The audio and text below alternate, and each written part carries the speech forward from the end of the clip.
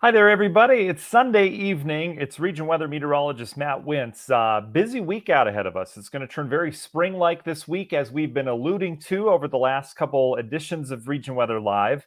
So we've got that coming our way, and we knew that was going to come with some shower and thunderstorm chances, and we certainly have that this week. In fact, some of those could be on the strong to severe side. We'll highlight when. And we'll talk about this as a whole with this big storm system coming into the central half of the country, not just how that impacts us locally here in Northwest Indiana, but how that's going to impact the upper Midwest and then the trough that comes behind that and what that means for next weekend, because we always like to look ahead. We'll talk about that and more in this edition, Sunday night edition of Region Weather Live.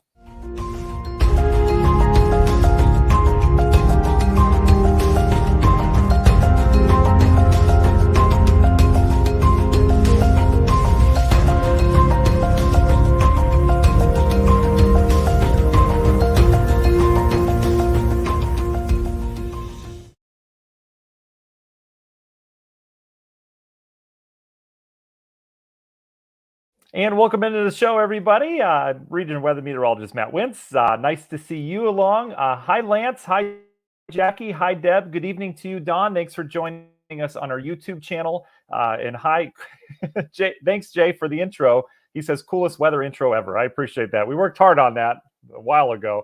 But anyway, I just want to thank you guys for joining us. We're going to cover if you're new to these Region Weather Lives, the whole point of this is to get you set up for the week ahead, so that you don't have to look at your app and say, why did that change? Or it looks like a washout Wednesday. Is it really going to be a washout Wednesday?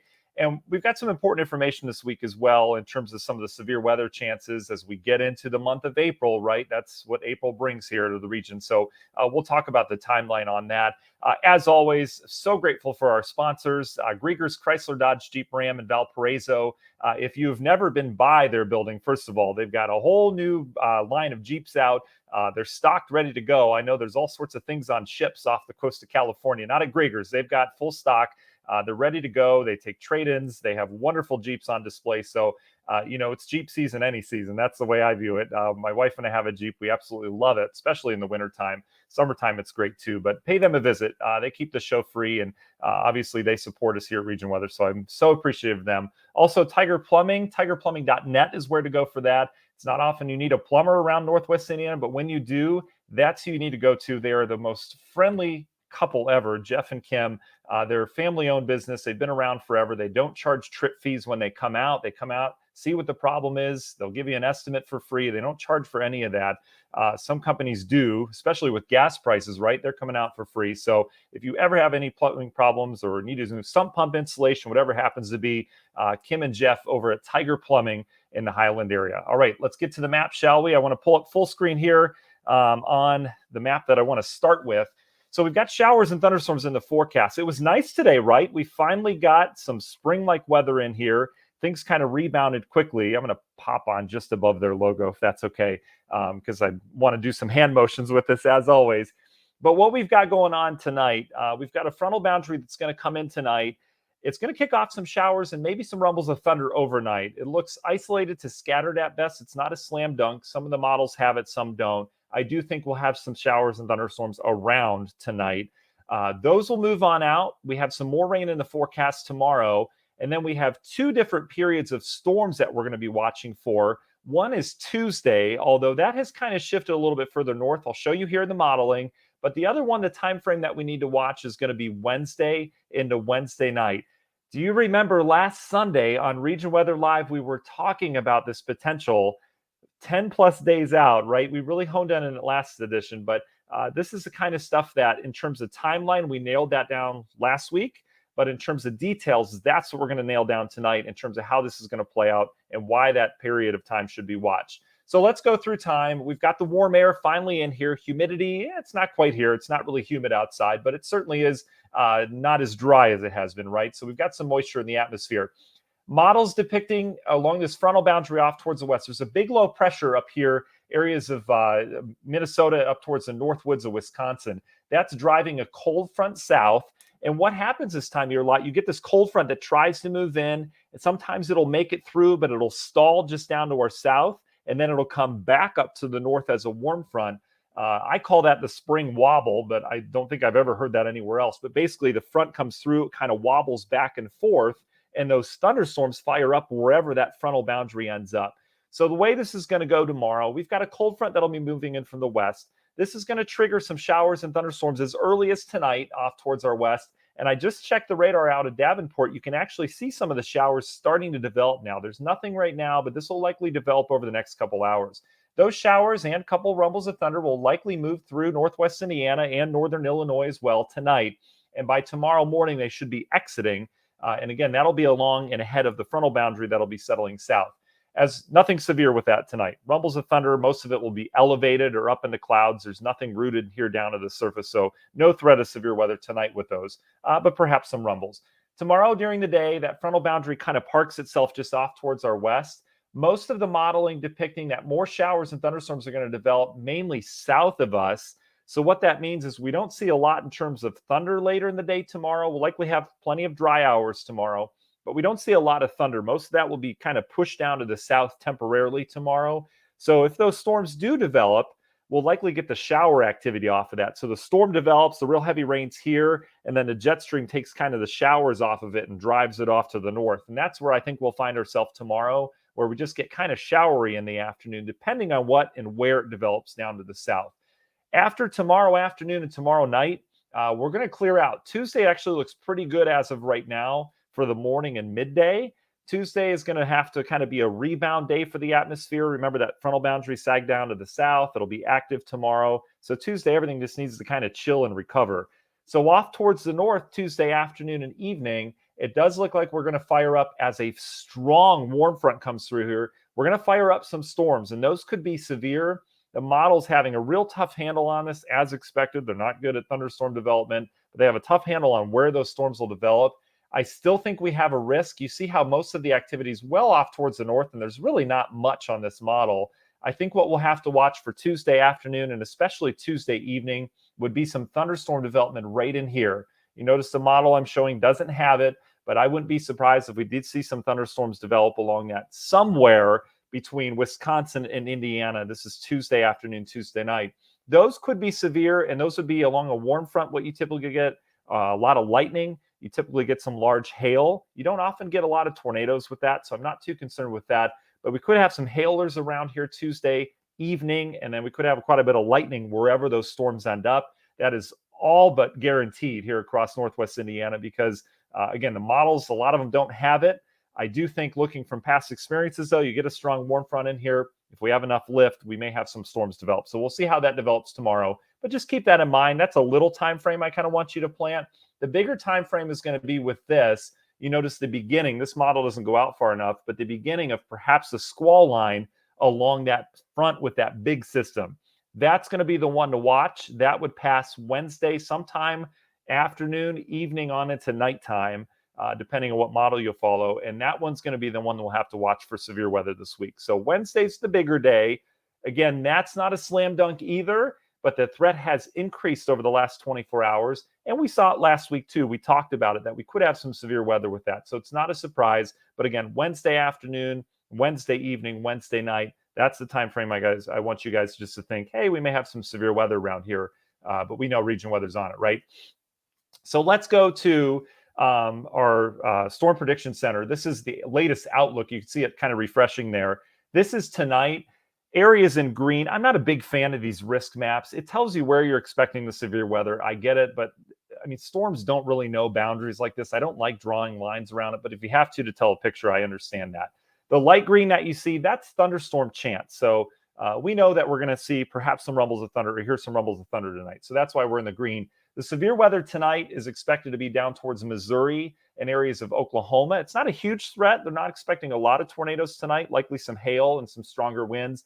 But not a huge event tonight, but severe weather south of us. But we could get some thunderstorm activity in here. Day 2, which takes us into Tuesday, right? This is Monday into Tuesday. You notice how the severe weather threat has expanded down towards the south.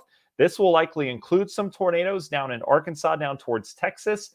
For us here locally, perhaps some rumbles of thunder around, and that would be with that warm front, but not a widespread severe weather outlook for Tuesday either. We'll just have to keep an eye on that warm front as it heads off towards the north.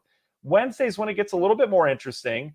This is Wednesday. This is Tuesday night and through Wednesday during the day. You notice how, I mean, we're 3 days out from this, and Storm Prediction Center is saying there's an enhanced risk. That's a level 3 risk out of 5, right?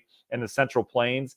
That will likely go up to either a level 4 or maybe even a level 5 out of 5 in the plains. It's kind of rare to see this high of an event forecasted 3 days out. They usually like to ramp it up as they get more details. But bottom line, what you're looking at for a trend is that we're likely going to have that squall line that we talked about with all modes of severe weather possible with that off towards our west Wednesday, and that would move in here sometime Wednesday afternoon, evening, or nighttime, right? So we'll be dealing with kind of the leftovers of that, depending on which model you follow. And then day 4, this takes us into Wednesday night, and then early Thursday, you notice how the risks, they don't have quite the same colors because it's 4 days out. They just kind of do a percentage. You know, they don't want to put all their ducks in a basket here. But you can see how we are now included in that with a 15% chance of severe weather. I hate the percentages, right? What does that tell you? It tells you that they don't know, but there's a chance, right? That doesn't help us at all. Bottom line, what you need to know is Wednesday evening, Wednesday night, that's when we're going to have to watch for severe weather, right? So that's what we take from that. So that's the Storm Prediction Center, what they're saying regarding to that. So let's look at the modeling in terms of when this is expected impact. And I want to go beyond the system into next weekend. It's obviously Easter weekend. So we've got, a lot of outdoor festivities. There's, Easter egg hunts, whatever, church festivities, all that we have to contend with. So what's the weather have to do as we get on into that? So as we go through time, here's our frontal boundary. There's the showers and thunderstorms around tonight. You notice how some of the modeling here, this is the Euro. I kind of like the solution of this. It brings the storms down to the south tomorrow later in the day, as you saw there on the NAM model I showed you. So that brings some showers in here, but nothing severe Monday on into Monday night. Tuesday, it looks pretty dry on the Euro right now, which I can kind of agree with outside of that thunderstorm risk later in the day. And this is where it would come from right here. That's that warm front charging north later in the day. We'll have to watch that. That could change a little bit and bring some storms over our region. Again, that's what I'm seeing right now, or that's what I'm thinking. There's still going to be a chance. But as we get into Tuesday night, it's going to be a warm night Tuesday night. We're going to have a strong south wind. It's going to feel summer-like outside. So Wednesday's the big day, and you can see the Euro develops. These would be storms in here. Any of these darker greens you see, that would be thunderstorm activity. That would be your severe line somewhere. Notice the change. We go from severe weather to snow in the matter of miles.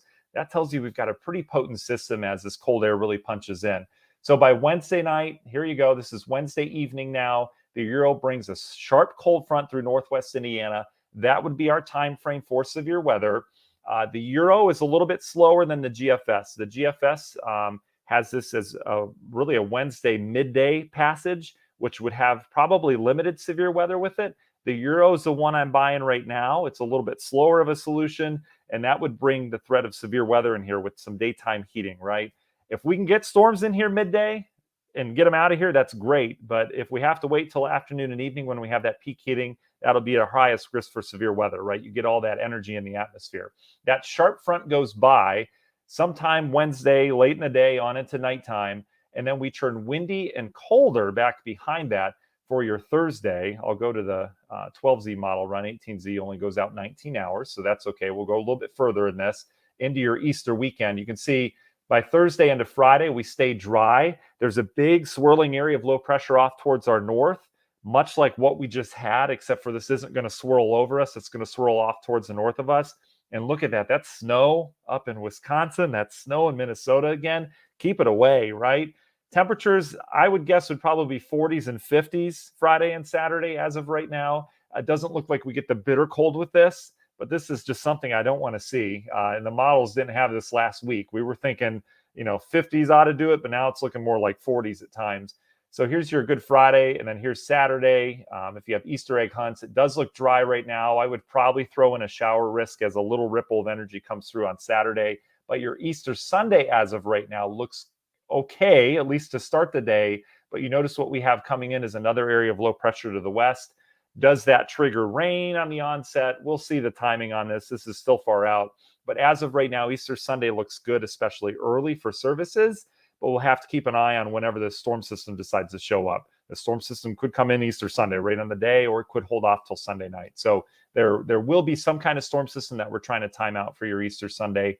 So we can't guarantee dry right now. And then I guess I'll show this to you. But as we go through time next week, the modeling, and the GFS kind of agrees with this, latches onto some kind of low, which brings more cold back in here, the 18th and 19th.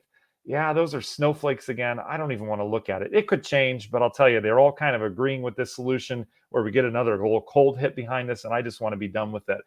Problem is, we look at climate. This is the last thing I want to show you, then be happy to answer your questions.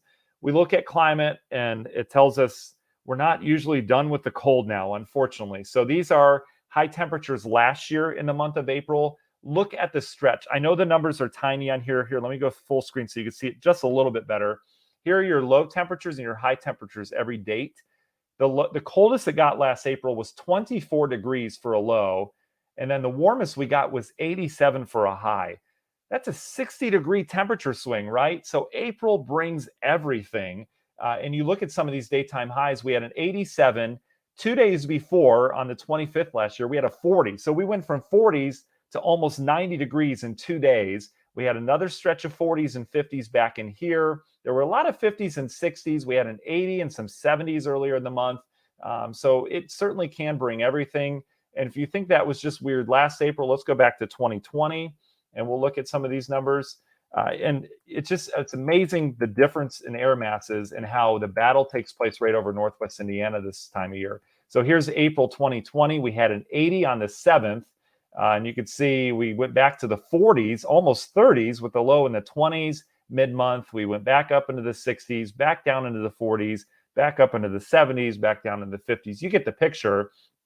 We get some pretty wild weather around here in the month of April. So can we say we're done with the 40s yet? Can we say we're done with the snowflakes yet? We can't. And unfortunately, the pattern looks like it may bring in some more cold air back behind this. But in terms of this week, we've got 60-degree temperatures. Tomorrow will likely be near 60, depending on the showers. I think we'll hit 60 tomorrow. We'll probably be mid-60s on Tuesday. Remember, that front goes through, keeps us real warm Tuesday night. And then Wednesday, out ahead of that front with that severe threat, will likely be in the 70s with the strong wind. And it's going to be humid around here on Wednesday as well. So it's going to feel very spring-like, at least to start the week. And then Tuesday or Thursday into Friday, we'll see those temperatures decline. Doesn't look bitterly cold, but it does look like we are going to get cooler around here, okay?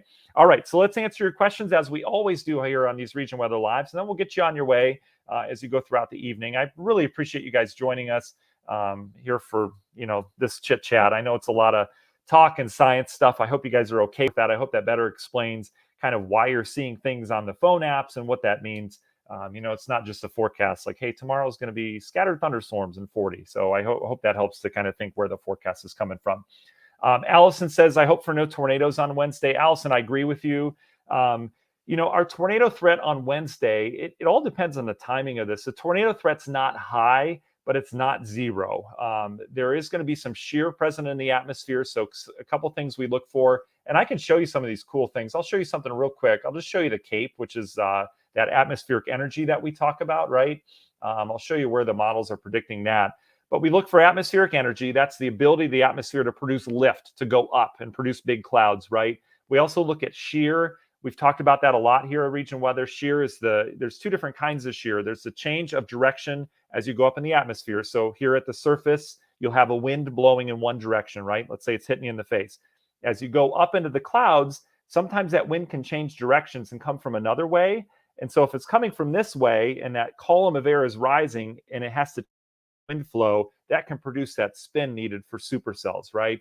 So that's called directional shear. It changes direction. There's also speed shear, which means as the wind is changing with height, it's different speeds, which that happens often too, where you might have a 20 mile per hour wind at the ground, but it's 120 up in the clouds. So that cloud would go up and then kind of do this. That would keep that updraft from kind of collapsing on itself as it does in the summer. It keeps that updraft and that thunderstorm healthy so that it can continue to grow and grow and grow. And the top's almost like a steam vent where it takes the clouds out. Versus in the summer, you often don't have much wind aloft, so the cloud goes up, it rains itself out, and that thunderstorm's gone, right? So those are the two different kinds of shear. What I'm going to show you real quickly here, this is the CAPE, this is the atmospheric energy. And we haven't really had any CAPE with thunderstorms this year, right? We didn't have a lot of energy for thunderstorms. This is tonight. You notice we've got some numbers. These aren't incredibly high numbers, but we've got enough energy to produce thunderstorms tonight. It kind of quiets down tomorrow. That's why I think we'll be mainly showers. You notice down to the south some of the higher numbers down there where they're expecting severe weather. But watch how this creeps north. Here's your Tuesday evening. This is the warm front. This is why I really think we may have some storms around here Tuesday evening. None of the models are showing it right now, but there's a push of humid air and high Cape atmosphere coming in here Tuesday night. So again, we'll have to keep an eye on that Tuesday afternoon, Tuesday evening time frame. And then look at this. We've got plenty of energy available right here for those Wednesday storms. It's not a ton, but it's enough. And you can see that line as it continues east, pushes all the Cape out of here on into the weekend. So kind of interesting on that for sure. All right, so we'll get back to your questions for sure. Sorry, I got on a tangent there. Jose, it depends. It depends on Jose. When is the White Sox game? Is it an evening game or is it a daytime game? Because if it's evening, then they're always going to start in delay. And many of you may not know this, but I forecast here in Cleveland, right at the NBC station. We're actually the official forecasters for the Cleveland Indians. So we help with the rain delay calls for them. We talk to them. It is so stressful, let me tell you, as a meteorologist, to have to call a rain delay. But we go back and forth with the Indians a lot in terms of rain delays. So what they'll likely do, they won't cancel the game. They'll likely go into delay, for a while and wait it out. And we'll see. This depends on how long that rain lasts. But if it's evening, they could have a delay and it could end up as a cancellation depending on these storms as they move through. If it's daytime, I think they'll be okay. And again, forgive me for not knowing the White Sox schedule this week. I've got the Indians in my head. Not even the Indians, the Guardians. Sorry. I have a bucket for every time I say that. Let's see. Maxwell says, is it me or does it seem like last 4 Wednesdays have been severe weather outbreaks across the U.S.? I know last week, yeah, and you're the week before, you're absolutely right. Yeah, because we were out on vacay, and there was severe weather there too. Everything seems to be lining up to produce some rotten weekends around here. Let's be honest, right? We haven't had a really good weekend in a while. Today was okay, right? Today was nice, but everything's just kind of lining up week to week. Everything's happening the same day. So no, it's not just you. Oh, Caitlin says, can you say hi to my daughter, Peyton? Hi, Peyton. Thanks for joining us. Caitlin, does Peyton like weather? Because she came to the right place. Just ask her what her favorite type of weather is for me, for sure. All right, Kathy says, so mainly possibly just hail and strong winds. Definitely not complaining. Flooding possible too. Kathy, I don't see flooding as a big threat. We could use some rain. Our ground can still soak up a decent amount of rain right now, especially if things start to grow. But hail looks to be the threat Tuesday night. I know the models don't show storms Tuesday night, but I think hail would be a threat with those if they developed. With that main line, it would probably be strong winds because we'll likely have some kind of squall line that's moving in, but we'll have to watch for any storms that develop out ahead of that squall line. Those would have hail and a small tornado risk with it. The main line would have a strong wind risk with it. I think a low tornado, strong wind risk. So we're talking all modes of severe weather with this. The most likely mode of severe weather that we'd be dealing with, though, would be the damaging wind for sure. James and Nancy, hi, thanks for joining us. You guys have been with us for a long time. How long will severe weather hang around on Wednesday? How high will the winds be? That's impossible to tell at this point. We will have gusty non-thunderstorm winds out ahead of it, probably on the order of 20 to 30. But the severe weather, we have to see how it develops. Models are not good. You know this if you've been with me long enough, which especially in the summertime, those big clusters of storms we get, the models are awful at picking up on where they are. There's so much science that goes into it. It's not a bad model. The models are great at picking up on stuff, but these are so hard to predict exactly where they're going to pop. So it just depends on what pops where on Wednesday. Do we have rain from a thunderstorm complex earlier in the day that kind of, brings our instability down a little bit, makes that second line weaker? One thing's for sure, though, we are going to have some kind of squall line with that front that's going to move through. That's a guarantee. When does that hit? It's too hard to tell at this point. The GFS says it hits midday. The Euro model says it hits late evening. And those are two real different time frames because one of them you don't have a lot of instability. The other one you do. So one, you don't have severe weather. The other one you do. So sometime Wednesday is the best I can tell you right now. And that's just what the science leads to. Caitlin says, I coach a 6U softball team. We have practice Wednesday at 4. What's the likelihood we'll need to cancel? Depending on the timing of that, Caitlin, same for you. It's going to be the same setup for you. It just depends on where those thunderstorms develop and when. As of right now, I think it's too early to tell. you'll probably have a better idea, and we will too. And we'll pass along information all this week. This is going to be a busy post week for us. But by Tuesday night, we'll probably have a good handle on how and where those thunderstorms will develop Wednesday. It's still not going to be a perfect forecast, but we should have a much better idea for sure. Sherry, I appreciate that. I do appreciate that. That's my whole thing. I hope I explain it good enough for you, just so you understand for sure. Caitlin says Peyton's favorite type of weather is sunny. She loves all things science. That's awesome. Peyton, you can do anything. Being an outer space nerd, that's awesome. Stick with it. Science, STEM, all that stuff. We got your back here. So if you ever have any questions, you just let me know, okay? All right. I don't see any other questions on here. I hope we explained it well enough for how the week's going to go. Just in summary, for those that are just joining now, again, we're going to have perhaps some rumbles of thunder around tonight as a frontal boundary comes in here. Not expecting anything severe tonight, but maybe some rumbles, right? It's been a while. That kind of goes by. We get more storms that develop south of us tomorrow that will likely bring in more showers, just kind of rainy throughout the afternoon and evening in spots. Not a washout tomorrow. We're near 60 degrees. Tuesday looks mainly dry and pretty quiet. It's going to be a nice day on Tuesday. We'll have to watch late in the day as a warm front surges off towards the north. That could bring some developing thunderstorms late afternoon, evening. Models don't have it. Your phone app probably doesn't have it, but I'm just calling for it right now. We'll see if that changes. And again, that would be a marginal severe weather threat. May have some hail with that. That's not the big event. The big event's going to be sometime Wednesday. We'll go afternoon through Wednesday night. The timing of it still isn't nailed down. But it does look like we could have some severe weather those days. And then on into the weekend, it gets cooler. Easter weekend looks colder, unfortunately, but not unbearable. And we'll have to watch for some rain chances Saturday and a developing system Easter Sunday that may be pushing in from the west, but the timing on that's still going to fluctuate as well. Okay. All right. A couple more comments here. We'll get these going. Hi, Tom. How you doing, buddy? He says, will a cloudy early day ramp down severe weather chances? I think to a degree, Tom, I don't see full-on sunshine on Wednesday. We may have some sun peaks in here for sure. We'll see how that evolves based on thunderstorms that develop down to the south. It would, but I think the modeling right now is expecting a pretty cloudy day on Wednesday. We can actually look at that, which is super awesome. But in terms of Wednesday's atmosphere, I don't think it's really going to matter a whole lot in terms of the clouds versus sun. It's not one of those where, the storms are popping. We'll likely be dealing with the squall line already in progress, and it's really not going to matter a whole lot if we have clouds or not. So here's Tuesday. These are your cloud cover. Here's Wednesday, and you notice how it's pretty cloudy all day. I think we'll have sun peaks in there as well. But the models are already depicting a cloudy day. So if we do get sunshine, that's not going to help us, right? But I don't think the clouds matter in this aspect. Some storm systems and some days the clouds versus sun really matter. Not this one though. There's a lot of dynamics out in the plains. Is Wednesday? Ann asks, is Wednesday an okay travel day for my daughter home from Pittsburgh? Yeah, it's okay. It's not like winter weather, but she'll likely encounter some rain, and she'll be running into that squall line wherever it is. My gut says it arrives later in the day. All right, so that would mean we just have some showers around. Windy and warm on Wednesday. So she would be okay driving from Pittsburgh. She'll encounter some showers here and there. Doesn't look to be a big deal. I would say the earlier she can get here, the better. But, we've all driven through storms before. You just take it slow and then you go on your way. So she'd be okay. Linda, you're welcome. I appreciate that. And you're welcome as well. Jackie, no problem.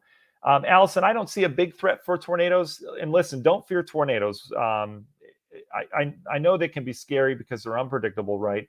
I fear lightning. I can't stand lightning outside. I feel like I'm going to get struck by lightning if there's a thunderstorm developing over me. I walk outside like this. My wife makes fun of me. But anyway, so I understand, but let's get over our fears with this. This is how I explain it to the kids in schools. Much like a doctor understands the different parts of your body and how they work, right? Meteorologists understand the different parts of thunderstorms, and we understand where the tornado would form, where the threat would be, all that stuff. So is the only thing I can ask you on severe weather days is that you're in contact with either a NOAA weather radio that will alert you if there's a warning, or you have a trusted meteorologist. It can be me, that's fine, or it can be a TV station, that's fine, but someone you can turn to that's just talking to you over where the storm's going to be and what they're seeing, where the rotation is, right? Because that's basically what meteorologists do during tornado coverage is we dissect the storm and we look at where we think there's going to be problems. We look at where there's problems, And as long as you know where that storm is and you take the precautions if that storm's coming in, you're going to be completely fine, right? This isn't going to be a day on Wednesday that we see big tornadoes here like we do in the plains sometimes. If we had any tornadoes from this vent anywhere near us, they're likely going to be those quick spin up, just kind of ugly tornadoes. Do they cause damage? Yes, they can, but they're not the big robust ones that are going to be out in the plains. This would be more of a stronger wind event with some of the thunderstorms. And the area is so large, right? These storms often don't hit where you live in terms of severe weather. A lot of people, there'll be damage all over the area, but their house won't have anything. And they're like, what was that all about? You were over hyping it, all that stuff. So just keep that in mind, right? Severe weather doesn't hit everywhere. It's usually small little areas. So just don't fear it, because we're here to help you for sure. Okay. Elijah says, want some hail? What are the chances of some of that?